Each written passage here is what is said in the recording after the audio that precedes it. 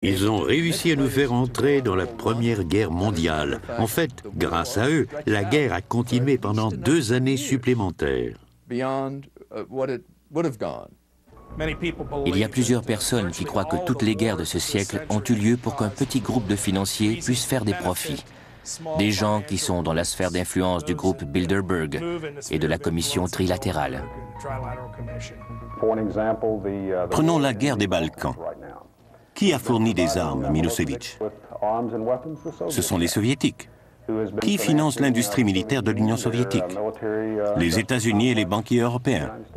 Les banquiers ont toujours financé les deux camps lors de conflits majeurs.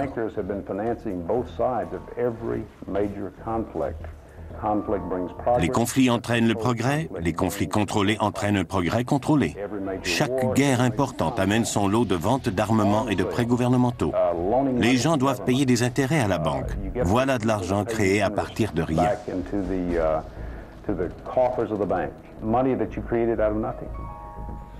L'économiste et prix Nobel Milton Friedman prétend que la Réserve fédérale a provoqué la Grande Dépression en réduisant volontairement la masse monétaire en circulation. Les déposants de tout le pays ont eu peur de perdre leurs épargnes et ils se sont dépêchés de les encaisser. Ça a été la course et les banques sont tombées comme des mouches. Le système de réserve fédérale n'a pas réagi alors qu'il avait le pouvoir, le devoir et la responsabilité de fournir l'argent qui aurait permis aux banques de remplir leurs obligations face aux déposants sans avoir à fermer leurs portes.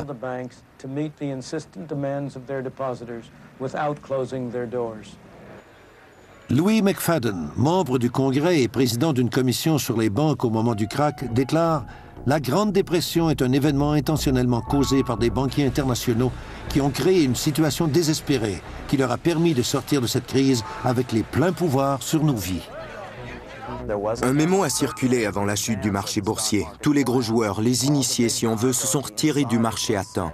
Pendant 4 ans, ils ont tout liquidé. Ils avaient donc de grandes quantités d'argent liquide au moment du krach, ce qui leur a permis d'acheter des compagnies importantes pour quelques dollars. Le gendre de Franklin Roosevelt décrit ainsi la Grande Dépression. C'est le pouvoir financier mondial qui a dépouillé délibérément le public en provoquant un manque soudain d'argent à court terme sur les marchés de New York. Un des initiés, Joseph Kennedy, a vu sa fortune passer de 4 millions en 1929 à plus de 100 millions 4 ans plus tard. Tout comme aujourd'hui, la presse américaine cache certains faits. Ces scènes d'émeutes n'ont jamais été montrées auparavant. Les caméramans ont fait leur travail, mais ces images n'ont jamais été diffusées aux actualités. On contrôle l'information depuis longtemps en Amérique. On ne se prive pas cependant pour diffuser des nouvelles plus frivoles.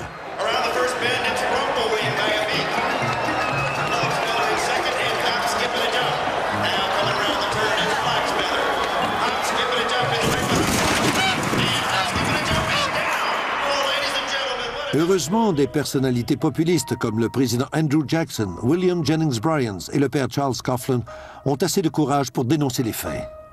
May I remind our president with all due respect that not one of these soldiers cast a ballot on that fateful Good Friday night in the spring of 1917 to force a peace-loving nation like ours to take up arms for the profiteers and the exploiters of mankind.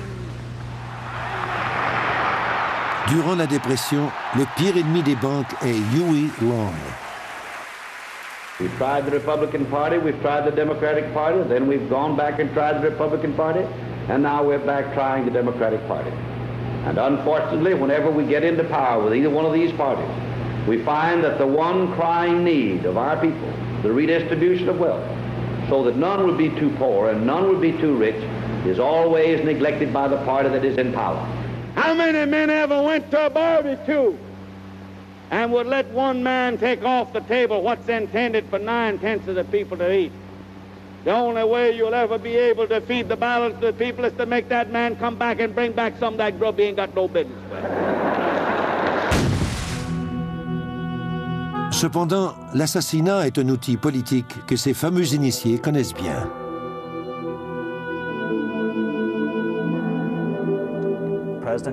Prenons l'exemple du président Jackson, qui était le principal opposant à une banque centrale privée à cette époque. Un assassin s'est présenté devant lui et lui a mis 2 pistolets sur le ventre. Il a tiré, mais les 2 pistolets se sont enrayés, ce qui a sauvé Jackson. On a appris par la suite que l'assassin avait des liens avec les banquiers internationaux. C'est intéressant de noter que si les livres d'histoire ne s'attardent pas beaucoup à ce problème des banques, Jackson, lui, considérait que c'était l'une de ses réalisations les plus importantes. En fait, il a même fait écrire sur sa pierre tombale « J'ai tué la banque ».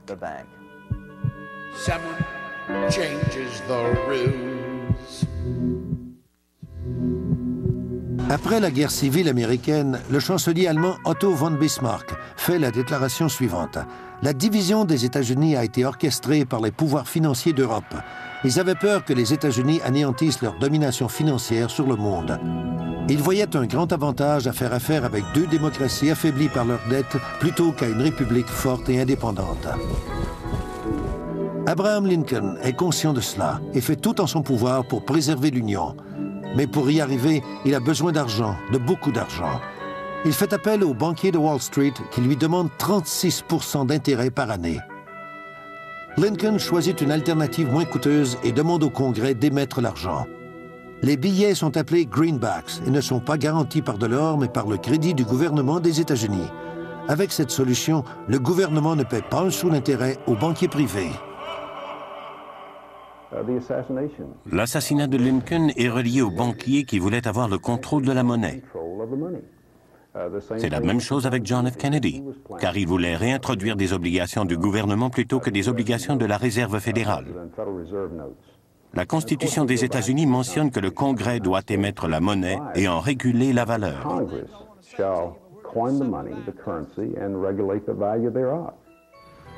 Si vous demandez aux gens sur la rue qui émet la monnaie, ils vont vous répondre que c'est le gouvernement. C'est la raison pour laquelle tout ce mensonge fonctionne. Les gens savent intuitivement que c'est le gouvernement qui devrait émettre la monnaie. La Réserve fédérale n'est pas fédérale et n'a pas vraiment de réserve. Dans l'annuaire téléphonique, vous ne la trouverez pas dans les pages bleues du gouvernement. Elle est citée dans la section Affaires, juste après Federal Express. Louis McFadden a combattu la Réserve fédérale jusqu'à son dernier souffle. Il disait que c'était un super-État contrôlé par des banquiers et des industriels internationaux dans le but d'asservir le monde pour leur propre plaisir. On a tenté 2 fois de l'éliminer. D'abord, un tireur l'a raté, puis il a été empoisonné, mais un médecin a réussi à lui faire un lavage d'estomac. Des gens assez puissants pour causer les 2 guerres mondiales et la Grande Dépression doivent avoir une sorte de club pour se rencontrer et pour partager les profits. Si vous n'avez jamais entendu parler des Bilderbergers, c'est qu'ils n'ont jamais voulu que vous les connaissiez. À leur rencontre annuelle en huis clos, personne ne peut approcher les bâtiments.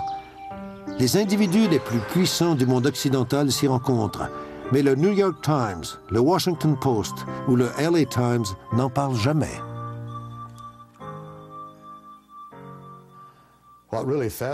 Ce blackout de la presse américaine me fascine.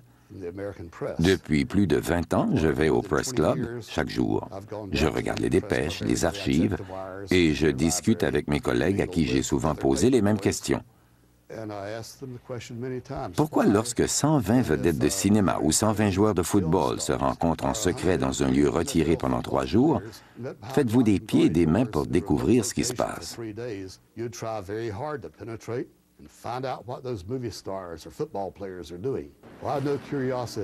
Pourquoi n'avez-vous pas la même curiosité lorsque 120 financiers et politiciens qui ont un pouvoir extraordinaire se rencontrent dans un lieu retiré et entouré de gardes armés?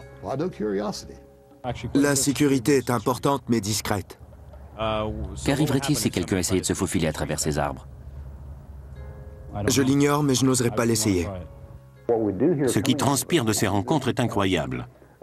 Ils planifient un nouvel ordre mondial pour renforcer leur pouvoir politique et économique au plus haut niveau. Et les médias, que j'appelle leurs chiens de poche, contrairement à ce que l'on pourrait penser, ne vont pas se battre pour la liberté de presse, pour des audiences publiques ou pour l'accès à l'information. Le silence est assourdissant.